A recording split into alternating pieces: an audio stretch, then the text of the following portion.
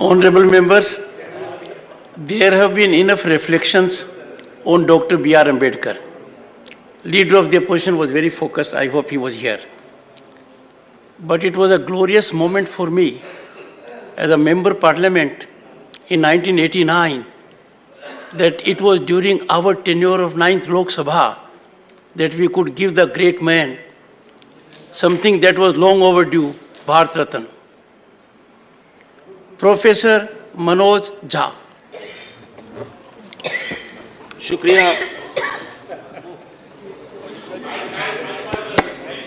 शुक्रिया सभापति महोदय, बहुत बहुत धन्यवाद। आज का दिन बेहद महत्वपूर्ण है और इस महत्वपूर्ण दिन के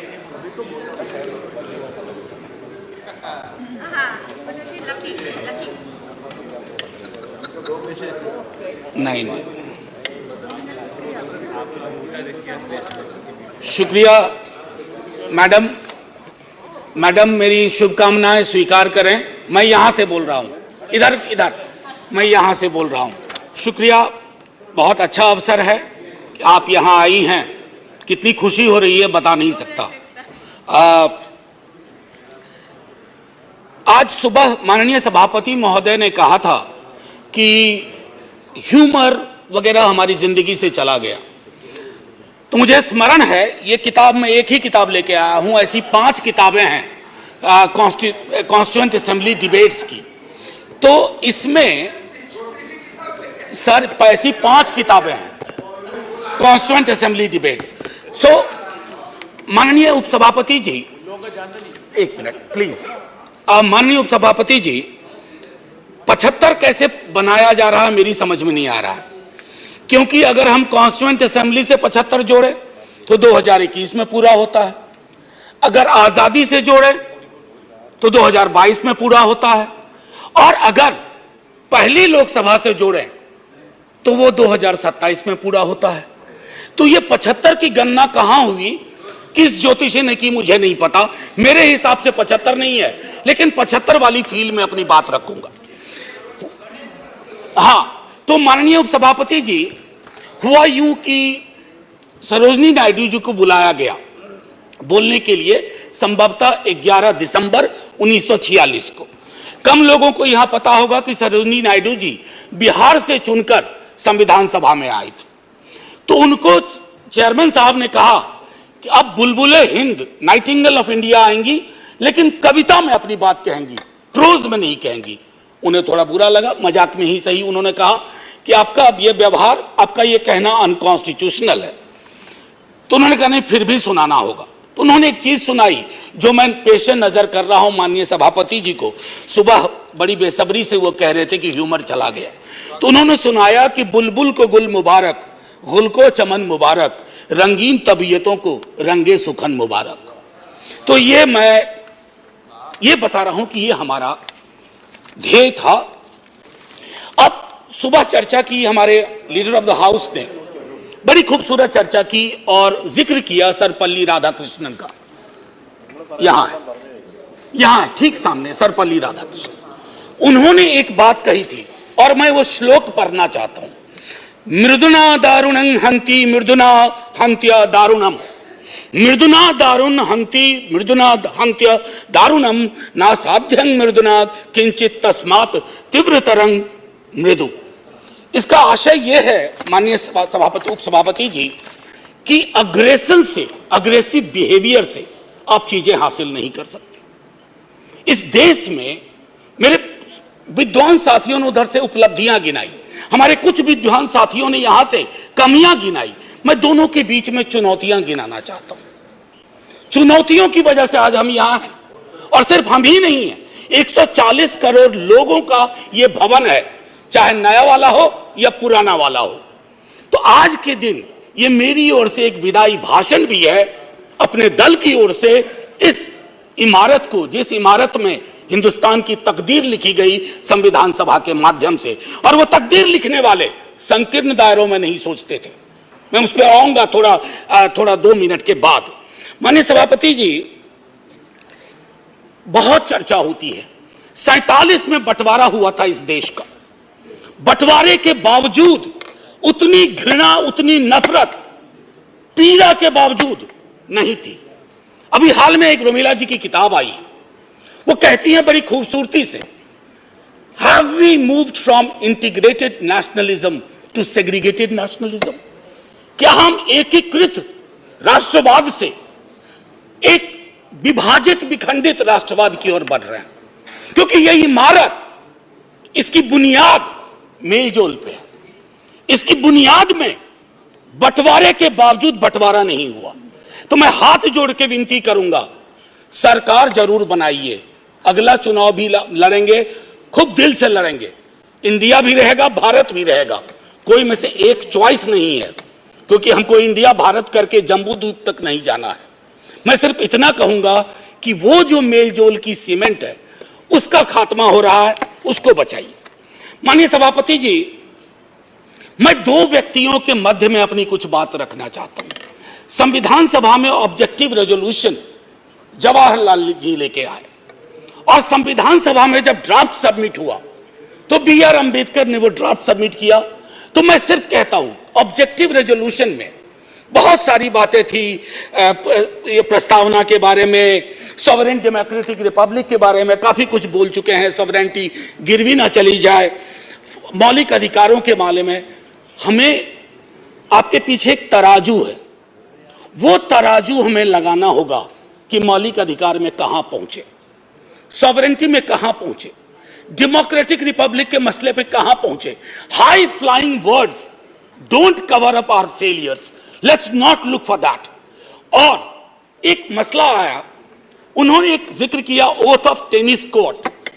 माननीय सभापति जी, फ्रेंच रेवोल्यूशन के बाद जब बड़ी शिद्दत से लोग काम में लग गए अधिकारों पर बात करने के लिए, तो राजा को शुरू में परेशानी नहीं हुई, लेकिन राजा को लगा कि कुछ ऐसा कर रहे हैं जिससे खुराफात की बू आ रही है। उसने क्या किया, दरवाजे बंद करवा दिए। जिस हॉल में वो लोग बैठते थे, वो चले गए दूसरे दरवाजे रूम में, उसको भी बंद करवा दिया। तो वो चले गए टेनिस कोर्ट में, सारी कार्रवाई पूरी की, उसको कहा oath of tennis court. Oath of tennis court का जिक्र जवाहरलाल जी ने इसलिए किया था कि हमारे अंदर वो जज्बा हो, इमारत बनाने बिगाड़ने से इबारतें नहीं बदलनी चाहिए। हमारा जज्बा वही होना चाहिए जो ओथ ऑफ टेनिस कोर्ट में जवाहरलाल जी, हमारे फर्स्ट प्राइम मिनिस्टर, ने कहा। अब आते हैं कि बाबा साहब भीमराव अंबेडकर जी ने क्या कहा। माननीय सभापति जी, आप जिस इलाके से आती हैं, मैं जिस इलाके से आता हूं, वहां ये बातें बड़ी प्रबल है। आजादी का मूल्यांकन होगा तो इस आधार पर होगा कि राजनीतिक आजादी, सामाजिक आर्थिक आजादी में कितनी तब्दील हुई, अगर नहीं हुई तो क्यों नहीं हुई।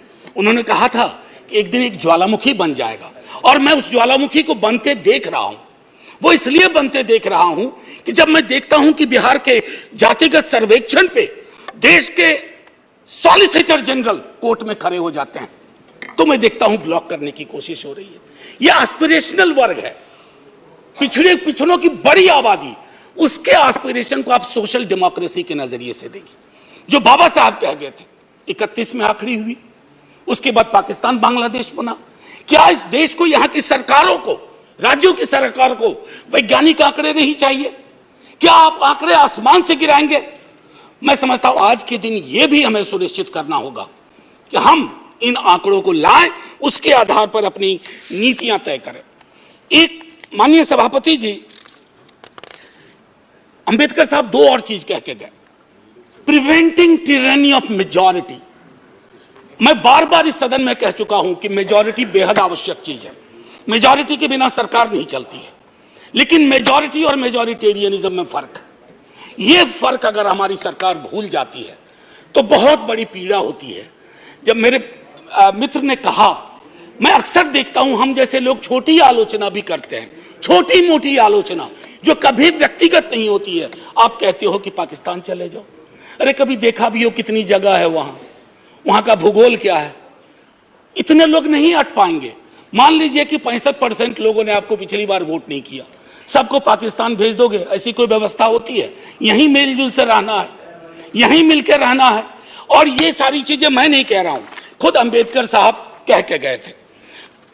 मैडम, आपकी तरफ से मैं एक और चीज, एक दो छोटी चीज कह करके इस देश की एक बड़ी आबादी, सभापति महोदया, मैं आपका सभापति महोदया अभी बिल मत 2 मिनट लूंगा, ज्यादा नहीं, आज पहली बार हैं, इतने नजरिए इनाद कर दीजिए। मैं सिर्फ इतना कहना चाहूंगा कि बेरोजगारी को लेकर के हमारा दृष्टिकोण साफ होना चाहिए।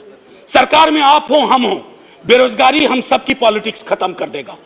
राइट टू एम्प्लॉयमेंट के लिए हम क्या सोच रहे हैं, और इस देश की एक बड़ी आबादी से देशभक्ति का जो प्रमाण पत्र हम मांगते हैं ना मैडम, वो कहीं चलेगा नहीं। मैं आखिरी चीज कह करके एक सुनाना चाहता था। मैं इसलिए कहता हूं, वो एक घर में 5 सदस्य हैं, उसमें हर 5वां सदस्य उस आबादी का है। अगर उस घर में उस 5वें सदस्य को आप एलिनेट करेंगे, दूर करेंगे, घर कभी महफूज नहीं रह सकता। और आखिरी में मैं साहिर को जाता हूं और वहीं खत्म कर दूंगा, आपको घंटी बजाने की जरूरत नहीं पड़ती। आओ कि आज गौर करें इस सवाल पर, देखे थे हमने वो हंसी ख्वाब क्या हुए। दौलत बढ़ी तो मुल्क में अफलास क्यों बढ़ा, खुशहाली आवाम के असबाब क्या हुए। जो अपने साथ साथ चले कुएदार तक, वो दोस्त, वो रफीक, वो अहबाब क्या हुए। क्या मोल लग रहा है शहीदों के खून का, क्या मोल लग रहा है शहीदों के खून का, मरते थे जिन पे हम, वो सजाए याब क्या हुए। बेकस बरहनगी को कफन तक नहीं नसीब, वो बादा आए अतलसों के मुखाब क्या हुए। जमहूरियत नवाज बशर दोस्त अमन ख्वाह, खुद को जो खुद दिए थे वो अलकाब क्या हुए। मजहब का रोग आज भी क्यों लाइलाज है, मजहब का रोग आज भी क्यों लाइलाज है, वो नुस्खा हाय नादिर व नायाब क्या हुए।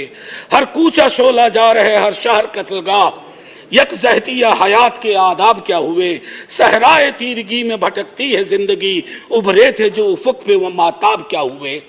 मुजरिम हूं अगर मैं तो गुनहगार तुम भी हो, मुजरिम हूं अगर मैं तो गुनहगार तुम भी हो, ए रहबराने कौम खताकार तुम भी हो।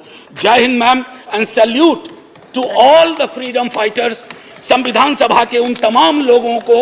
और मैं चाहूंगा कि सेंगोल के बगल में एक बड़ी आकृति में इनकी तस्वीरें वहां लगाई जाएं और हमें प्रेरणा देते रहें। जय हिंद। धन्यवाद। श्री वीरेंद्र प्रसाद वैश्य।